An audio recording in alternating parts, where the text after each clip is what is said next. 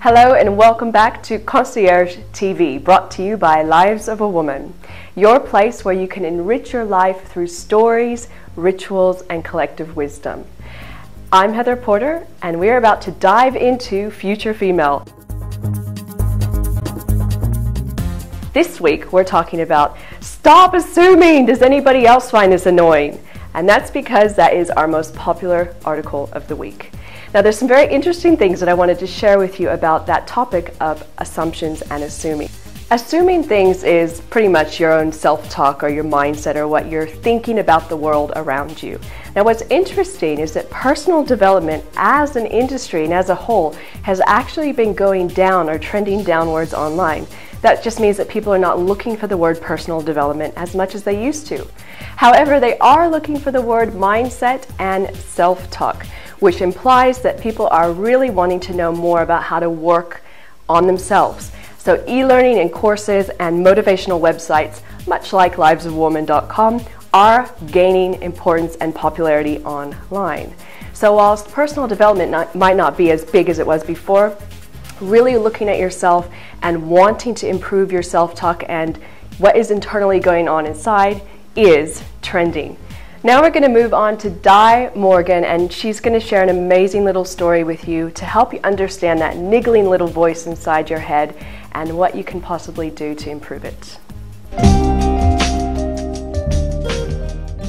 Hi, I'm Di Morgan, and this segment is No Excuses, This is Real Life. I'm going to share a little story with you, and it's about me, and it's about making assumptions, and Heather's just told you a little bit about that. Making assumptions, we do this every day. Lots of people made assumptions that I was this incredibly happy, successful, financially abundant woman who had it all and wasn't interested in having children or getting married. You know, I'd had the relationships, some had worked, some hadn't. And at this stage, I was in my late 30s, 39 to be exact, and I decided to become a mum of my own, on my own. And I did a lot of research. I did IVF, I got a donor from the US, and I went through rounds upon round upon round of IVF. I lost babies. People made assumptions that I shouldn't be doing it on my own. I was making assumptions, am I doing the right thing? Should I be doing this on my own?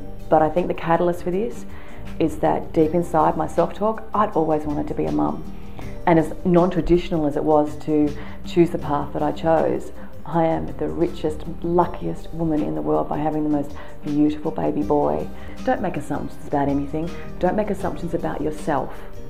It is about moving forward. It is about putting it into perspective, persevering and looking at the other side, which is the possibilities. And the possibilities are endless.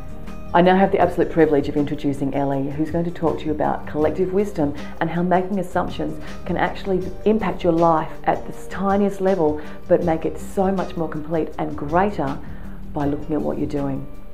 So over to you, Elli.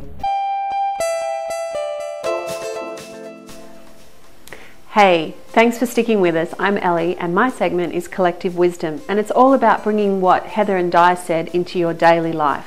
Heather's shown you some trends and talked about women around the world who are probably just like you and I, have a lot of self-talk, tell a lot of stories to ourselves of what's going on and make a lot of assumptions. Be sure to go to our website and read the blog, which is called Stop Assuming. Does anyone else find this annoying? I find it really annoying, and Di also shared with you an amazing story of what assumptions did in her life, but what's come out the other side of it. But every day we make assumptions about the tiniest little things, and we put so much emotion into these assumptions. Why didn't she call me? Why did he say that? That must mean this. It must be terrible. This is the world's worst thing. Everything's bad about this situation. And we tell ourselves these stories about the little daily events.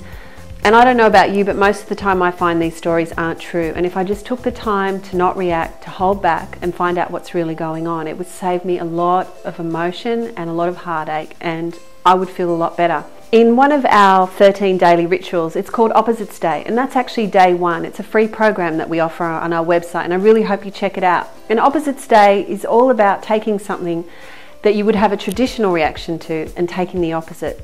So maybe today, when something happens and you feel like it must be negative, just stop and give yourself the chance to do the opposite.